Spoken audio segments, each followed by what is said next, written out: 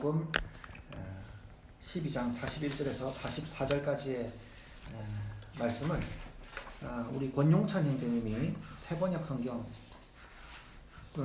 천천히 한번 읽어주시겠습니다. 예수께서 헌금함 맞은쪽에 앉아서 무리가 어떻게 헌금함에 돈을 넣는가를 보고 계셨다. 많이 넣는 부자가 여럿 있었다. 그런데 가난한 과부 한 사람을 모아서 렛돈 2립 곧 한 고드란트를 넣었다. 예수께서 제자들을 곁에 불러놓고서 그들에게 말씀하셨다. 내가 진정으로 너희에게 말한다. 헌금함에 돈을 넣은 사람들 가운데 이 가난한 과부가 어느 누구보다도 더 많이 넣었다. 모두 다 넉넉한 데서 얼마씩을 떼어 넣었지만 이 과부는 가난한 가운데서 가진 것 모두 곧 자기 생활비 전부를 털어 넣었다. 아멘. 예, 감사합니다. 전부를 드린 사람이라는 제목으로 제가 준비한 말씀 나누도록 하겠습니다. 예수님께서 성전 헌금함 맞은편에 앉으셨다 기록합니다. 예수님은 지금 성전에 계셔서 그곳에 하나님을 만나러 오는 사람들을 대하여서 그들의 잘못된 것을 지적함과 동시에 필요한 것들을 가르치고 계시죠. 헌금함 맞은편에 앉으셔서 많이 넣는 자를 보셨고, 그리고 가난한 한 과부의 적은 헌금을 보시고, 이 과부가 어느 누구보다도 많이 넣었다, 많이 헌금하였다 라고 하셨습니다. 이유는 대개는 넉넉한 가운데서 일부를 드리지만 이 과부는 자기가 가진 생활비 전부를 집어넣었다 라고 보셨기 때문입니다. 예수님이 왜 헌금을 지켜보는 일을 하셨을까요? 본문을 자세히 관찰한 사람은 예수님의 행동에 다소 좀 놀랄 수가 있습니다. 예수님이 헌금함 맞은편에 앉으셔서 그들이 헌금하는 것을 앉아서 지켜보셨다는 겁니다. 시간을 두고 가만히 그들의 행동을 살피셨다는 말이에요. 왜 헌금을 지켜보실까요? 뭘 보려고 하시는 걸까요? 제가 그 고3 때 교회의 담임 선생님이 판사셨어요. 판사. 직업이 판사였는데 그 예배 헌금 시간에 헌금하는 모습이 매우 제게는 인상적이었습니다. 지갑에서 깨끗하게 정리된 돈 중에 하나, 10,000원짜리 한 장을 딱 꺼내가지고 헌금함에 이렇게 집어넣는데 다른 사람이 헌금하는 모습과는 좀 달랐어요. 특별히 저와 비교했을 때는요. 헌금할 때 10,000원짜리 한 장을 깨끗하게 딱 끄집어내어서 접어서 넣지 않고 이렇게 펼쳐서 길다란 그대로 헌금함에 집어넣으셨어요. 왜 저한테 그게 인상적이었냐면 1,000원 정도를 헌금하는 게 아니라 10,000원이나 큰 금액을 저렇게 매주마다 헌금할 수 있을까? 그 생각을 했어요. 그 시절이 벌써 오래되었으니까요. 10,000원짜리 한 장은 꽤 큰 가치거든요. 그래서 속마음에 저렇게 많이 드려도 괜찮으신갑다. 저렇게 많이 드려도 괜찮으신가 보다 이런 생각을 했고, 동시에 저렇게 많은 금액을 드리면 사람들 다 보이게 저렇게 넣어도 괜찮겠다. 그런 생각을 했어요. 왜냐하면 저는 그때 주로 동전을 헌금했기 때문에 동전을 헌금할 때 넣으면 땡그랑 소리가 날까봐 최대한 동전을 손에 감싸서 그 헌금함 깊숙이 그 바닥까지 내려다가 살포시 내려놓았기 때문입니다. 땡그랑 넣지 않고. 그래서 그 선생님, 그 판사 선생님은 최근에 그 대법관까지 하시고 그 문재인 대통령 표창 받고 퇴직하셨어요. 근데 그 선생님의 인상적인 그 모습이 제 마음속에 깊이 자리 잡았던 것은 헌금에 대한 저의 잘못된 생각들이 많이 자리 잡았는 것이 아닌가라는 생각을 했어요. 예수님이 헌금을 지켜보신 이유도 당시 어린 제가 다른 사람들의 헌금을 얼마나 하나, 어떤 모습으로 하나 살펴본 것과 같이 유치하게 헌금 액수나 그런 태도를 보려고 하신 것이 아니겠죠. 그럼 주님은 왜 보셨겠습니까? 왜 헌금하는 것을 가만히 지켜보셨겠습니까? 주님은 어떤 분이라는 것을 우리 미리 알고 있어야 됩니다. 주님은 애쓰지 않아도 사람들이 하는 행동을 미리 다 아시는 분이고, 그리고 그 속 마음에 품은 것을 주님은 아시는 하나님이시죠. 그러니까 주님께서 그곳을 굳이 찾아가셔서 그 사람들이 헌금하는 모습을 곁에서 지켜보시고, 그리고 어느 때에 이르러서 주님이 무언가를 얘기하시려고 하는 이유는 주님이 현장에서 그 행위를 통해서 가르치고자 하시는 것이 있으시구나, 우리는 그렇게 예상할 수가 있습니다.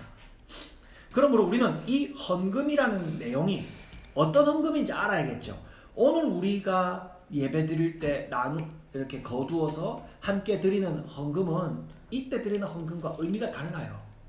지금 우리가 드리는 헌금은 우리 공동체를 위해서 우리가 함께 감사의 헌금을 드리는 것이죠. 우리 교회 건물세를 내려고 내는 그런 헌금이 아니라는 말입니다. 그런데 이 헌금의 성격은요, 당시 헌금의 성격은 주로 성전을 위하여 드리는 헌금이에요. 성전세와 관련된 헌금이에요. 드려진 헌금으로 제사에 필요한 재물을 사기도 하고, 재물을 사기도 하고, 성전을 보수하기도 하고, 또 일부는 성전을 관리하는 레위인들과 그리고 어려운 이웃을 위해서 쓰이기도 했습니다. 대체로 이 금액의 대부분은 성전 건물과 성전 제사와 성전 제사를 진행하는 이들을 위해서 쓰이는 돈이 됐다는 거죠. 그래서 크게 묶어서 성전을 위한 헌금이구나 라고 우리가 요약해 볼 수가 있어요. 그런데 주님은 지금 성전에 들어오셔서 너희들 이 성전 제사 잘 해야 된다, 돈 잘 모아가지고 이 성전을 잘 지키도록 해라, 주님 그런 거 가르치고 계셔요? 아니죠. 성전에 들어오셔서 주님은 주로 성전의 기능을 중지시키려고 애쓰고 있죠. 그리고 오직 한 가지 뭐예요? 내 집은 만민이 기도하는 집이라 하지 않았느냐. 성전에서 하나님을 향해 순수하게 기도하는 집이 되어야 된다 라는 것을 강조하셨을 뿐이에요. 그 이외에는 성전은 계속 있어야 할 것, 아니면 없어져야 할 것? 없어져야 할 것 이라는 관점에서 가르치고 계셨다는 거예요. 자, 제가 왜 이 얘기를 하냐면요, 주님이 이러한 관점에서 무리들을 가르치시고 제자들을 가르치셨다면 주님은 성전을 위한 헌금을 기뻐하셨을까요? 불편해하셨을까요?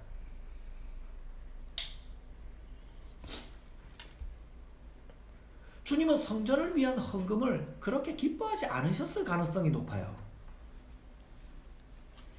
이 성전은 우리 다음 단락에서 곧 묵상하게 되지만 곧 돌 위에 돌 하나도 남지 않고 다 무너뜨려져야 할 성전인데, 우리 중에 가난한 이가 그 전 재산이라고 하는 동전 두 잎을 다 가지고 와서 바치는 그 모습을 주님은 그렇게 썩 즐거워하지 않으셨을 것이다. 그런 의도에서 주님이 헌금함 앞에 앉으셔서 그들이 어떻게 헌금하는가를 지켜보려고 하시는 주님의 의도는 얼마나 많이 하는가, 얼마나 정성스럽게 많이 갖다 바치는가, 그거 지켜보려고 하고 계시는 것이 아니라는 것을 우리는 조금만 더 생각하면 알 수가 있는 거예요. 그래서 헌금 지켜보시는 주님의 의도는 헌금을 잘 하게 하려고 하는 것보다는 성전에 나오는 사람들의 태도를 보고, 자, 성전에 나오는 사람들은 뭘 하러 나오는 사람들입니까? 하나님 만나러 나오는 사람들입니다. 기도하러 나오는 사람들이니까 그들이 하나님께 나오려고 하는 그 태도를 보시고, 하나님께 나아가는 사람들의 올바른 마음가짐을 가르치려고 하시는 의도로 해서 성전에서 드려지는 헌금함을 지켜보고 계시다 라고 정리할 수가 있어요. 주님이 헌금하는 모습을 보니까 많이 하는 자들도 있고 적게 하는 자들도 있었습니다. 주로는 많이 했는데, 본문 속에는 기록되어 있지 않지만 많이 하는 사람들 중에서도 차등이 있었겠습니까? 우열이 있었을까요? 없었을까요? 있었겠죠. 많이 드리는 자는 많이 드리고 적게 드리는 자는 그보다 적게 드리는 우열, 차 등이 있었을까요? 기본되는 금액을 어느 정도로 보면 좋을까? 남자 한 사람이 성전에 1년에 한 번 바쳐야 할 성전세의 금액을 우리는 성경을 통해서 알 수 있어요. 그 성전세의 금액은 반세겔이에요. 세겔은 은화인데 두로 지역에서 만든 상업용 은화예요. 은 자체가 가치를 지니면서 가치를 전달하게 되는 은화인데 그 금액의 가치는 4데나리온. 여러분 데나리온 들어보셨죠? 여러분 지식이 있으니까 로마의 동전 데나리온은 1데나리온은 가치가 하루에 사람이 노동자가 일하여 벌어들인 일당과 같은 금액이에요. 그러면 대략 한 10만 원 정도라고 오늘 기준에서 뭐 그보다 적을 수도 있고 많을 수도 있겠죠. 기초 시급에 기준하자면 좀 많아 보일 수도 있고 적어 보일 수도 있습니다.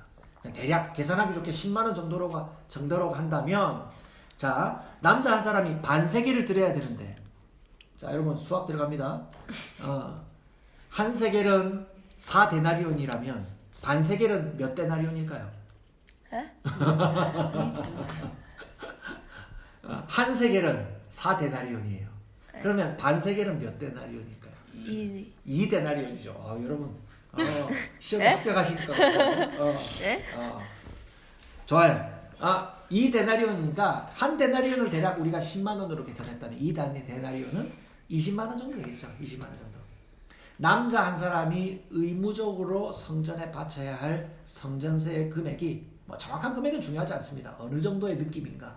한 20만 원 정도 된다 이 말입니다. 20만 원. 그럼 20만 원 정도 되는 성전세를 바칠 때에 그 가족의 대표자는 우리 집에 성인이 될 만한 아이가 뭐 2명이 더 있다. 그러면 자신의 몫과 합쳐서 한 60만 원 정도 갖다 바쳐야겠죠. 각자 바친다면 20만 원 정도 갖다 바치게 할 것이고 그렇죠. 그런데 세겔은 반세겔이라고 했으니까 동전 3개를 반으로 쪼갤 수 없잖아요. 그러니까 동전 한 세겔을 바칠 때에 주로 그러면 몇 사람 몫이 바쳐지게 될까요? 2사람 몫이 바쳐지게 되죠. 그래서 사람들이 예수님 보고 성전세를 왜 안 바칩니까? 라고 문제 삼았을 때에 예수님이 물고기 입속에서 한 세겔을 구에다가 갖다 주어라 라고 베드로에게 말씀하시죠. 그러면 예수님 몫과 베드로의 몫을 한 세겔을 바칠 수 있는 것이죠. 예. 자, 그래서 어떤 이들은 한 세겔을 드리기도 하고 어떤 이들은 둘이 함께 의논해서 한 세겔을 둘이서 한 세겔을 함께 바칠 수도 있겠죠. 자, 이 얘기를 왜 길게 하느냐? 바치는 이들마다 차등이 있었을 것이다. 많이 바치는 자들도. 그러나 바치는 자들마다 차등이 있을지언정 그들이 바치는 모습에 공통점이 있다면 뭘까요? 그들이 바치는 모든 재산을 다 갖다 바치는 것이 아니라 자기가 가진 많은 재산의 일부를 갖다 바치는 셈이 될 것이다 라고 하는 거죠. 모든 이는 주님이 관찰하신 모든 이는 자기가 가진 재산에 많이 바치든 적게 바치든 일부를 같이 갖다 바친 사람들이었다 라고 볼 수가 있는 거죠. 그런데 이에 대조되는 한 사람이 찾아오게 되는데 이 여인은 한 과부라고 불리는 사람입니다. 그리고 이 한 과부를 친절하게도 수식하여 주는 단어는 가난하였다. 가난한 한 과부였다 라고 얘기해요. 과부는 대체로 경제에 대한 권리가 없었기 때문에 주로 자기가 주체적으로 계약도 맺을 수 없고 사회에서 소외된 계층이었어요. 그래서 율법에 고아와 과부는 보호해야 한다 라고 주님의 율법에 정해놓으실 만큼 과부는 가난한 자의 대명사와 같았어요. 그래서 이 가난한 한 과부가 나와서 뭘 바쳐요? 동전 2님을 바치는데 이 동전의 이름이 뭐예요? 렙톤이에요. 렙톤.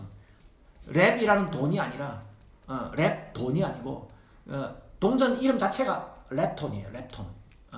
렙톤을 바쳐요. 렙톤. 이 렙톤은 어느 정도의 가치냐면 데나리온의 128분의 1이에요. 그러면 대략 세면 이 랩톤은 한 800원이 안 되는, 오늘날의 기준에 비추자면 1,000원이 채 안 되는 아주 적은 금액이에요. 그리고 동전의 그 모양새도요 아주 그 초라해요. 크기가 어느 정도냐면, 여러분 모두가 엄지 손톱의 크기가 다 다르지만 자기 엄지 손톱보다 작다고 보면 됩니다.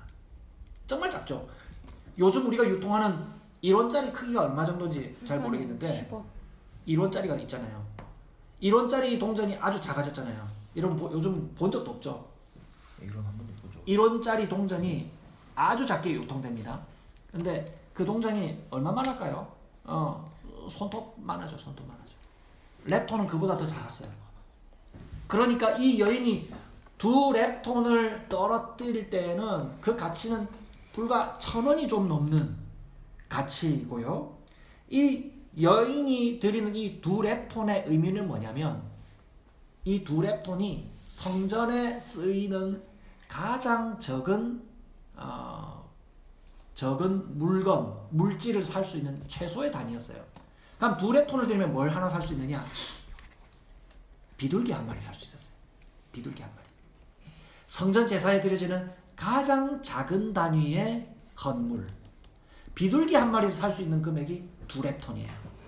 1,000몇백 원 하면 비둘기 한 마리 살 수 있다는 말이에요.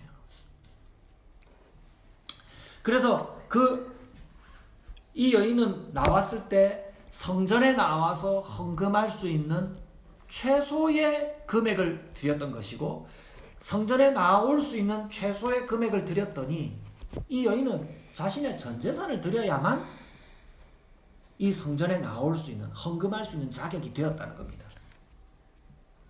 자, 여러분, 제가 왜 이것을 힘주어 설명하냐면, 이 여인이 일부러 전부를 갖다 바친 게 아니라 성전에 나와서 헌금을 할 자격이 되려고 하다 보니 이 여인은 자기의 전부를 드려야만 헌금을 할 수 있는 처지였다는 거예요.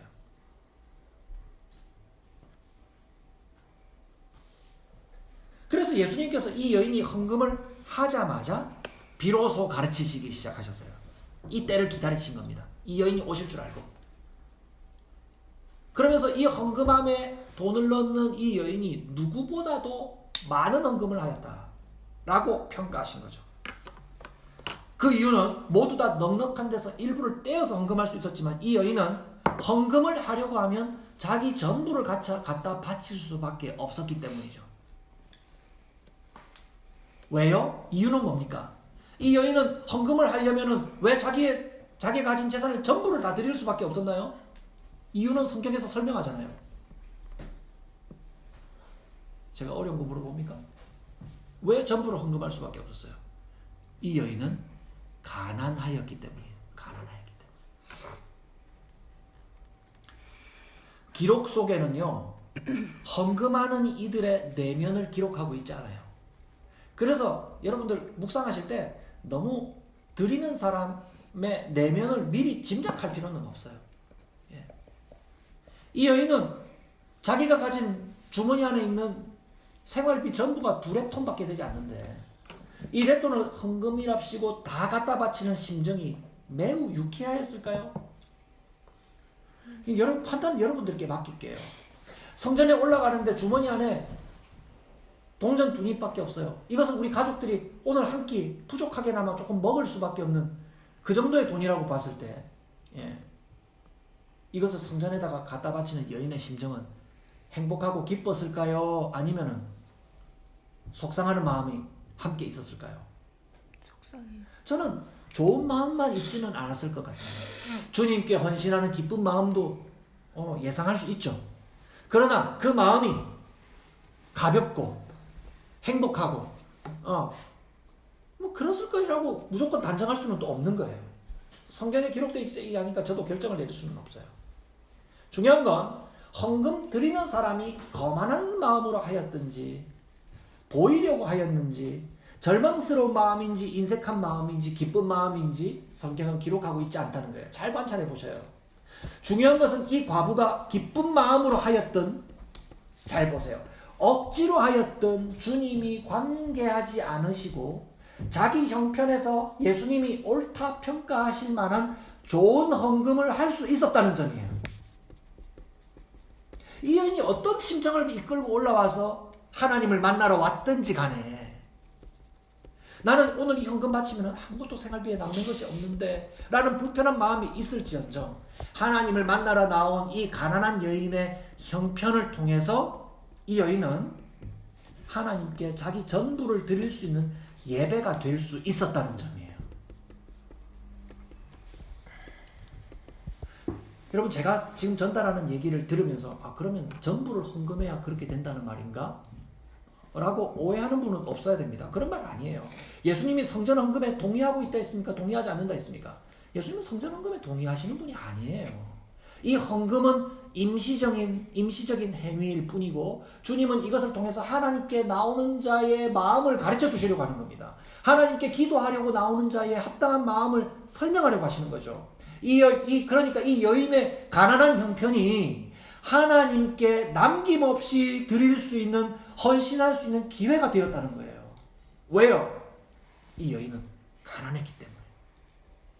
일부러 남편을 잃으려고 한 것도 아니고 일부러 가난해지려고 애쓰지도 않았을 것입니다. 자신에게 주어진 그 상황을 통해서 하나님은 이 여인을 기꺼이 받아주실 수 있고 사람들 가운데 떳떳하게 나와 하나님께 예배할 수 있는 한 사람으로 인정해 주셨다는 거예요. 이 점에서 이 과부의 헌금이 감격스러운 것입니다. 그래서 이를 통해서 얻을 수 있는 한 가지 교훈은요. 첫 번째 교훈은 우리의 어려운 처지를 따라 하나님과의 관계에 있어서 우리는 불행해지지 않는다라는 것을 기억해야 됩니다. 우리의 처지에 따라서 우리는 불행해지지 않습니다.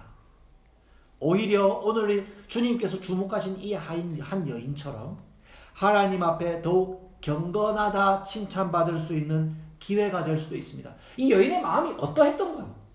불편했든지 우울했든지 어떠했든지 상관없이 하나님께 나왔던 이 여인이 자신의 가난한 그 처지 때문에 전부를 드릴 수 있는 헌신을 이룰 수 있었다는 것이죠. 참 우리는 이해하기 어려운 부분이에요. 왜 온전히 경건해질 수 있었을까요? 왜냐하면 남은 능력이 없었기 때문이에요. 능력을 전혀 남기지 않고 하나님께 드릴 수 있었기 때문에 이 여인에게는 정말 비참하리만큼 가난한 그 형편이 하나님께 나올 수 있는 더욱 좋은 기회가 되었다는 겁니다. 남은 능력이 뭐가 문제가 됩니까?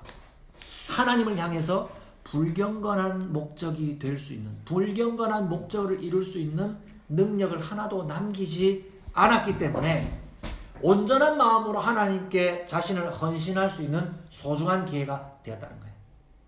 그래서 우리는 이 세상에서 살면서 우리의 능력이 줄어드는 것을 볼 때나 앞으로 줄어들 것 같은 것이 줄어들 것 같이 예상될 때에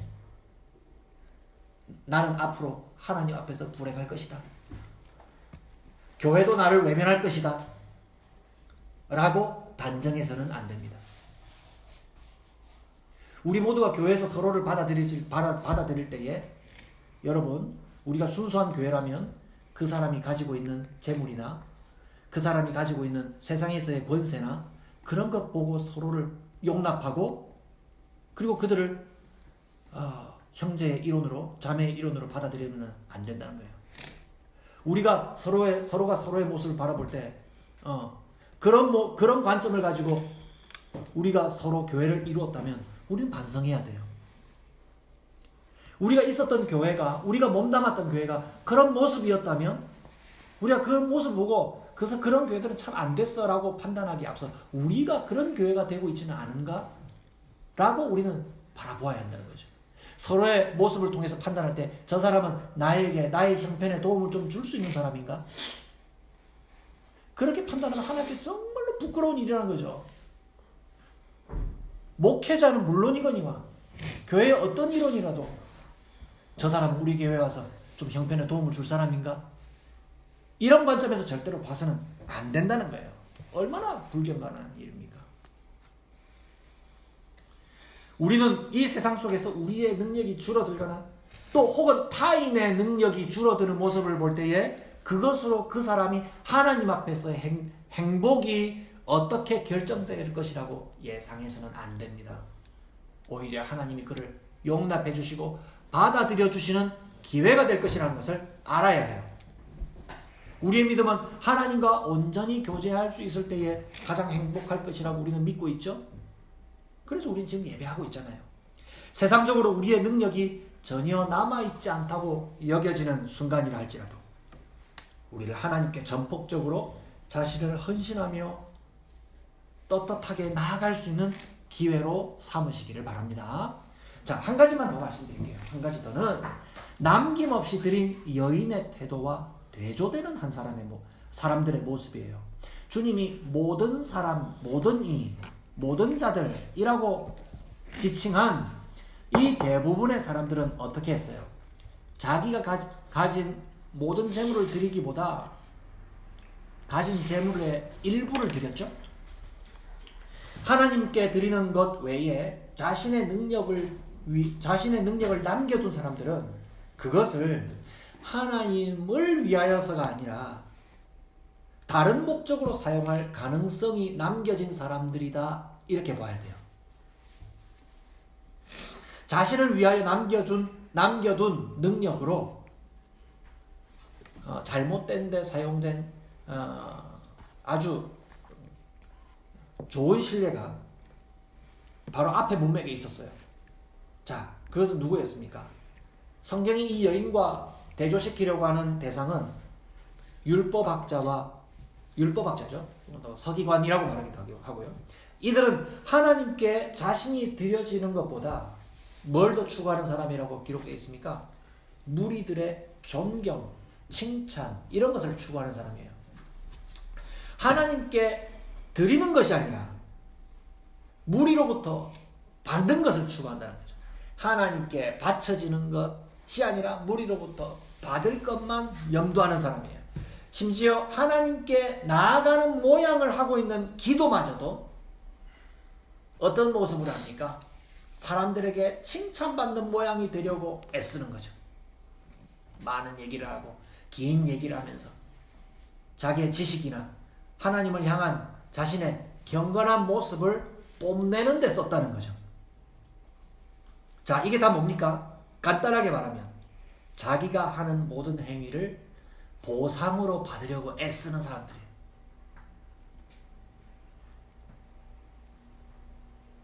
우리 중에 헌금을 보상받으려고 헌금하는 사람이 있다면 여러분 그 태도를 바꿔야 됩니다. 이런 사람들은 헌금을 들여서 하나님 나라의 귀한 일에 쓰이는 것에는 관심이 없어요. 율법학자들이 지적을 받은 것처럼 사람들의 칭찬받는데 오직 관심을 가진 것처럼 이런 사람들은 가난한 자들, 과부, 우리 중에 소외된 자들 그런 얘기를 할지언정 그들이 정말 행복해지는 데는 관심이 없는 거예요. 왜냐하면 그 모든 일을 통해서 자기를 위해야 되기 때문에 자기가 칭찬받아야 되기 때문에 노골적으로 나를 칭찬하십시오. 나를 존경해 주십시오. 라고 노골적으로 말하지 않지만 그 모든 행위의 목적, 동기가 자기가 다 받으려고 자기에게 돌아오는 보상을 자기가 다 누리려고 하는 것이라는 거예요. 여러분 우린 그런 행동 안 한 줄 압니까? 헌금 드릴 때 그런 동기가 좀 숨어 있을 때가 있어요. 우리가 아이들에게 용돈 줄 때도 내가 아이들에게 이 용돈을 주면 나중에 나한테 잘하겠지. 그런 아이들에게 용돈 주듯이 하나님께 헌금할 때도 내가 하나님께 이 정도 드리면 하나님이 좋아하시겠지. 그래서 하나님이 좀 감동하셔가지고 나한테 돌려주시겠지. 여러분 헌금 제목에도 그렇게 쓰더라고요. 그렇게 될 줄로 믿고 감사하며 이 헌금을 드립니다. 이거는 감사 헌금이 아니고 용서하십시오. 좀 심하게 말하면 야바위예요. 야바위. 헌금은 보상을 기대하고 드리는 게 아니에요.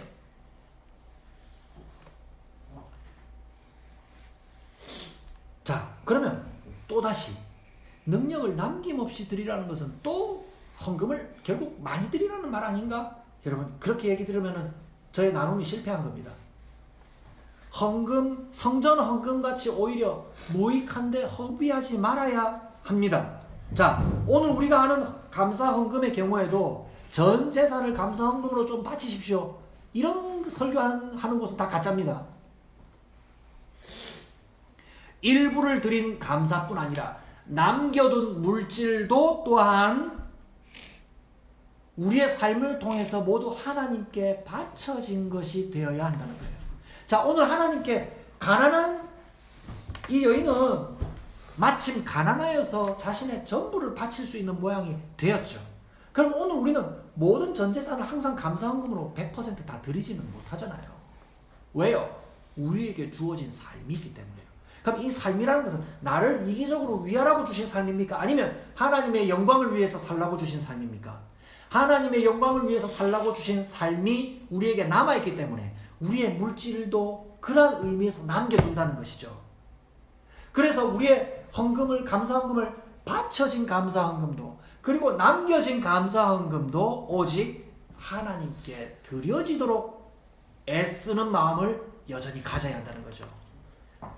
자기가 가진 것을 전부 바치니나 일부를 바치니나 결국에는 남겨진 능력조차도 모두가 하나님께 전부 드려진 마음을 가지려고 애쓸 때에야 이 사람이 비로소 합당히 하나님께 나아가는 마음을 가진 사람이다 라고 말할 수 있는 것입니다. 말씀을 맺겠습니다. 오늘 소개된 가난한 한 과부는요, 자신의 가난 때문에 하나님께 전부 바쳐질 수 있었어요. 우리 모두 가난해지라고 명령하는 것이 아니에요. 가난한 것마저도 하나님께 나아갈 수 있는 경건한 기회가 되었다는 것을 기억하십시오. 우리의 형편이 바뀌는 것이 하나님께 나아가는 것을 제한하지 않는다는 것을 기억하십시오. 어쩌면 우리가 원하지 않는 불행이 다가왔을 때 우리는 그 없어진 순간조차도 하나님께 떳떳이 나아갈 수 있는 소중한 기회가 될 수 있다는 것을 기억해야 돼요. 그럼 우리는 항상 복된 자들입니다. 동시에 세상의 권세와 능력이 될 수 있을 만한 것이 남겨진 자들도 더욱 주의해야 될 것은 남겨진 것이 하나님께 온전히 드린 삶이 되지 않을 수 있는 가능성이 되기 때문에 우리는 남아있는 그것마저도 하나님의 영광을 위해서 온전해질 수 있도록 더욱 주의하며 힘쓰는 자들이 되어야 됩니다. 나를 위하여 남겨둔 것이라 할지라도 결국 나를 위한 것이 그 모든 것이 하나님의 영광을 위하여서 쓰일 수 있도록 온전한 마음을 품고 나 자신이 하나님께 드려진 자가 될 수 있도록 애써야 한다는 것이죠. 결국 한 가지 질문으로 기결됩니다. 나는 나의 전부를 하나님께 드릴 수 있습니까? 네, 그렇습니다. 저는 저의 전부를 하나님께 드릴 수 있습니다. 제 모든 것이 하나님으로부터 왔고 제 모든 것이 하나님의 것이기 때문에 주님, 솔직히 말하면 주님께 드리고 말고가 의미가 없습니다. 다 주님의 것입니다. 온전히 주님의 것이고 온전히 주님을 위해서 살겠습니다. 라고 하는 대답으로 귀게 된다는 것이죠. 주님의 이러한 질문. 너는 너의 전부를 하나님께 드릴 수 있겠느냐? 네, 그렇습니다. 주님. 다 주님의 것입니다. 주님께 맡길 때 저는 행복합니다. 라고 고백할 수 있는 우리 모든 성도님들이 되시기를 주님의 이름으로 축복합니다. 기도하겠습니다. 하나님 아버지, 우리의 형편에 따라서 행복이 결정되지 않는다는 것 기억하게 하여 주옵소서. 주님께서 자신의 전부를 드려야만 헌금이 될 한 여인을 기다리셨던 것처럼 주님께서는 늘 우리를 어떠한 형편에서든지 우리를 받아줄 준비를 하고 계시며 우리의 어려워진 형편이 도리어 우리의 삶에 있어서 더욱 경건함으로 나아갈 수 있는 기회가 될 수 있다는 것을 알게 해주셔서 감사합니다. 주님이 너의 전부를 나에게 줄 수 있겠느냐고 물으실 때에 주여, 물론입니다. 제가 이미 주님의 것입니다. 라고 고백하며 자신 하나님께 기꺼이 돌려드리며 우리의 삶 전체를 하나님께 영광이 되게 하여 주시옵소서. 예수님의 이름으로 기도드리옵나이다. 아멘. 지금은 우리 구주 예수 그리스도의 은혜와 하나님 아버지의 놀라우신 사랑하심과 성령 하나님의 믿음 주시고 우리와 교제하여 주시는 역사가 우리의 형편에 따라 우리의 행복이 결정되지 않는다라는 놀라운 사실을 알고 늘 하나님 앞에 나의 전부를 드리는 마음으로 하나님께 모든 것을 영광으로 돌려드릴 것을 다짐하는 우리 모든 성도들 머리 위에 지금부터 영원히 함께 계실지어다. 아멘.